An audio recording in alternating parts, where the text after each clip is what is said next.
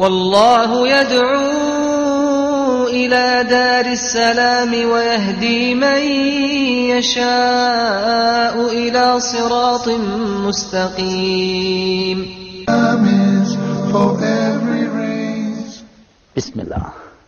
Assalamu alaikum. Peace be to you, and welcome to this episode of Beauties of Islam. I'm your host, Yusuf Estes, and I wanted to continue talking about one of the beautiful concepts in Islam, and that's the belief system. The belief system in Islam is something that's so amazing that someone like myself, who had never heard about these things before, found resolution in many of the questions, many of the things that I've been thinking about all my life. I was thinking, how is this, and how is that, and how does this work, and how could that be, and where is God, and is there a God? What's the purpose of life? And all of these beautiful concepts that we find in Islam give us not only resolution, but it gives us peace.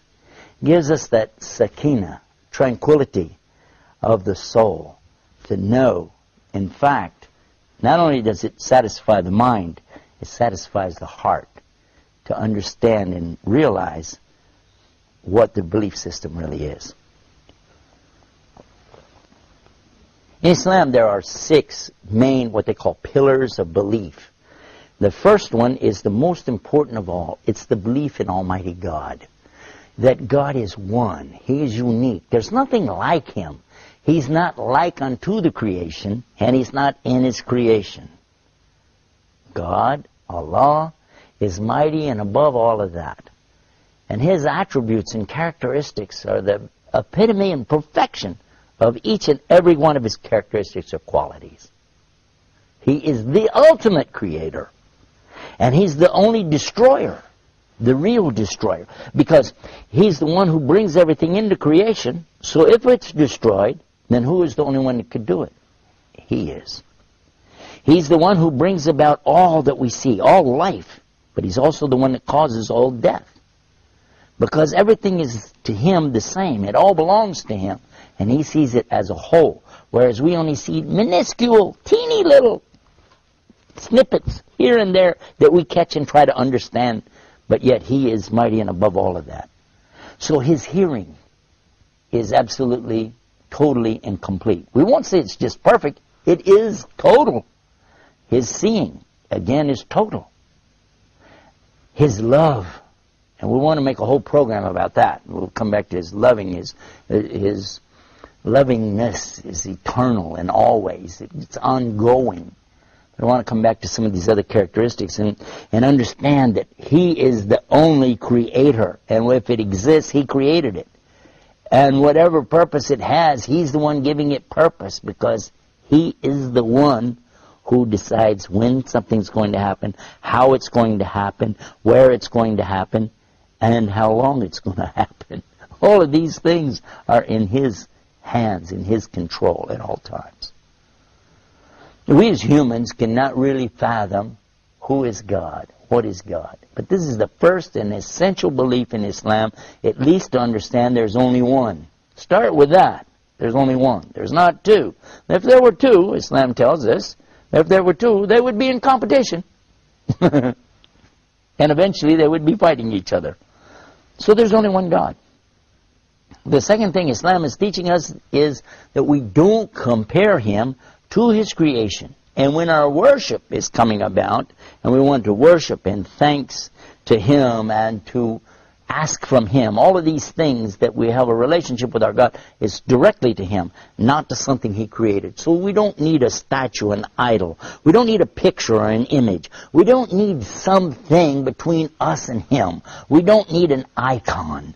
We don't have to have an intercessor. We don't need a priest or a bishop. We don't need a preacher to come between us and our Almighty God. We can speak to Him direct from our heart and talk to Him in a language that we understand. Because after all, He created us. He knows what's in our heart. And all we have to do is turn to Him. Turn to Him inside of ourselves and say, "Oh Lord, oh God, Allah, help me, guide me." And that communication is beautiful and it's direct. And it's one of the beauties, one of the amazing beauties of Islam. And that's just the first of the beliefs that we have. Can you imagine? Another belief in Islam after that is called the belief in his malaika, his angels. What do we believe about the angels? Now some people say, well, we believe in angels and what? Now wait a minute, what do you believe about angels? Islam teaches us that angels are created by Allah from light. And He created them before He created the human beings. And angels are perfect. They never make mistakes. Whatever Allah orders them to do, they do it. And they do it the way they're supposed to do it. And they don't come up with, well, maybe I will, maybe I won't. Because they don't have free choice. They are commanded by Allah and they do as they're commanded. Now you don't see them. Why don't you see them? Well, they're made out of light. And you don't see light, by the way. You only see what light reflects off of. You can see my hand. Why? Light is hitting my hand and then coming back to you. See it? Okay.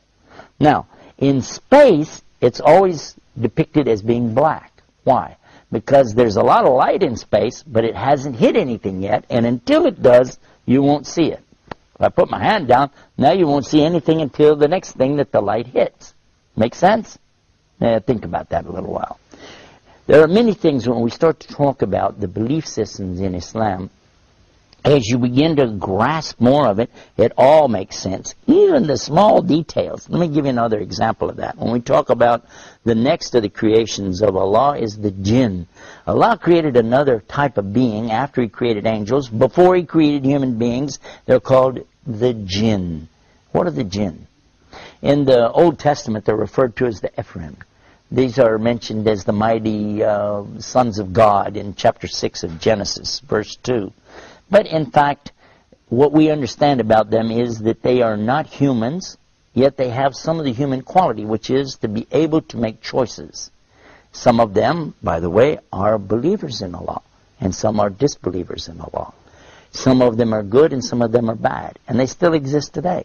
And you're going to say, now wait a minute, but I don't see them. But you don't see the angels either.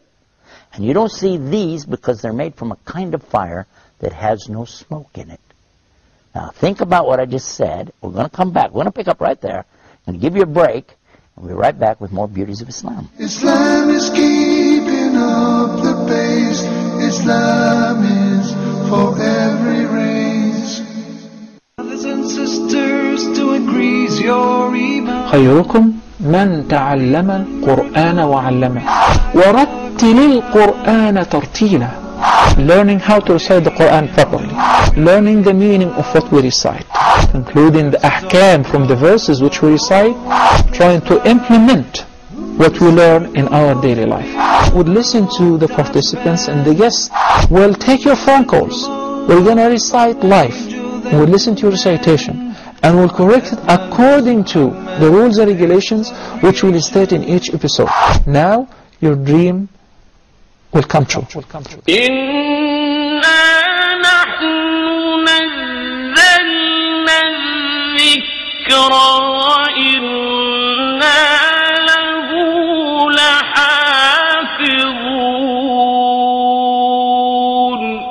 Islam is keeping up the pace.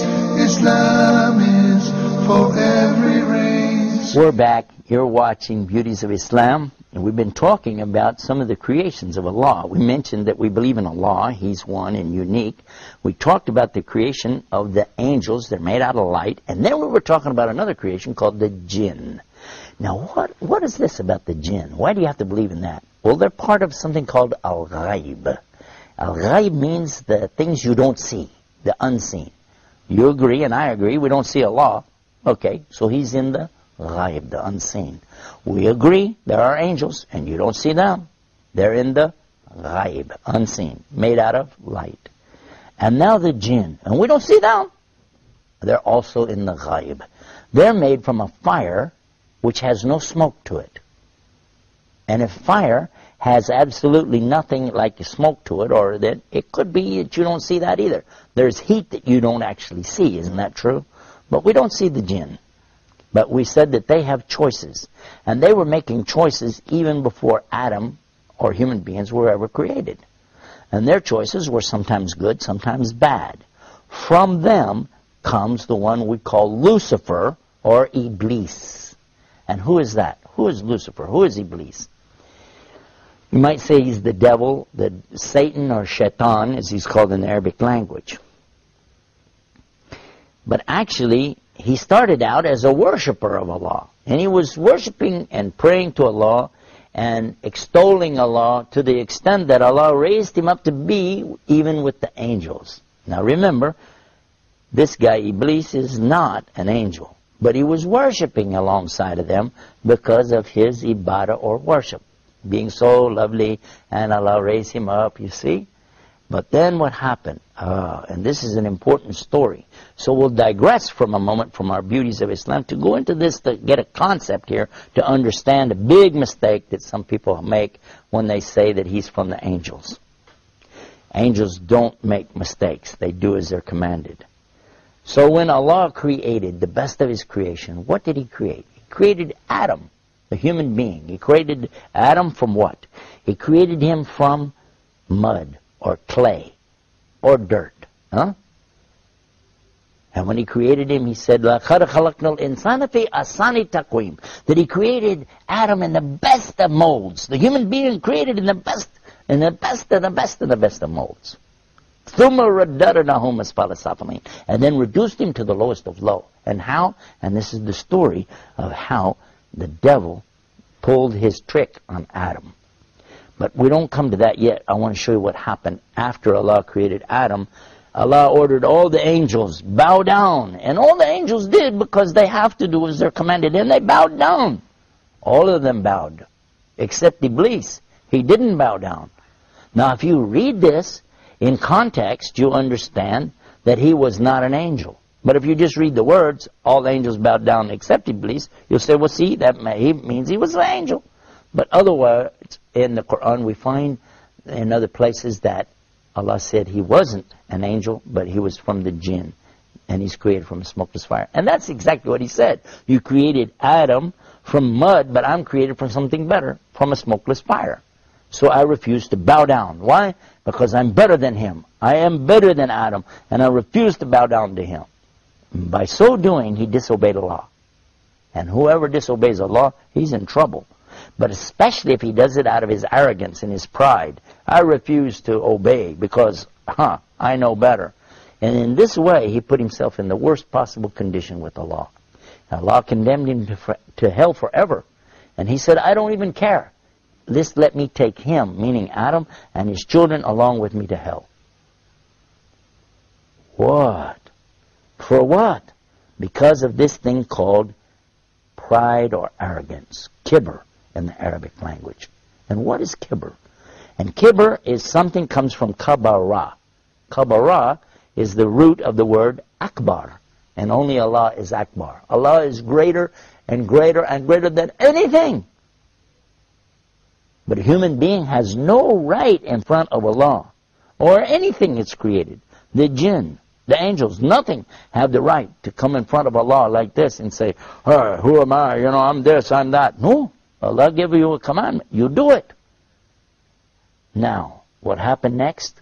Well, that's when Allah told Adam that he could have anything that he wanted in all of the paradise. Go ahead, enjoy. But there's one tree, don't eat from it. Of course. You know what's going to happen. And the devil came to him and to Eve and got them to eat from that tree. And they were cast down because of that. But Allah knew from the beginning they would eat from it. That's why Allah put it there. Because this life, and this is the whole reason for me telling you this story, so you can get this one beauty of Islam, to understand this one thing. This life is nothing more than a test. This is a test. To see if you will refrain from the things you've been ordered not to do, such as don't eat the fruit. Or if you will obey and do the things you've been ordered to do, such as bow down. The devil was ordered bow down, and he didn't do it. Even to this day, he refuses to do that. And that's why he's condemned to hell. Not because he didn't bow down, because he still refuses to do anything about it. Adam, on the other hand, did something he was ordered not to do. But he was different. How? Because he repented. He repented to Allah. And he said, Allah, forgive me. And another beautiful teaching in Islam, whoever sincerely repents to Allah, Allah will always accept it. I wish we could continue and go on more and more about this subject, but we're going to have to wrap it up for this episode. But I'll tell you what, go to the website and get more. The website called beautiesofislam.com. Until next time, peace. Assalamu alaikum wa rahmatullah. Islam.